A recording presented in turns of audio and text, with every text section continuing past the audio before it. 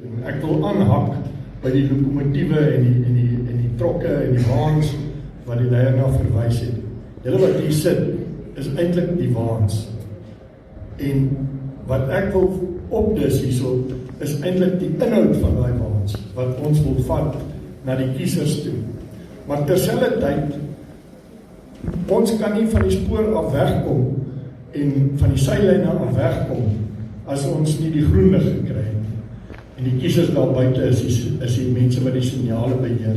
So dis hulle wat vir ons die groen lig gee.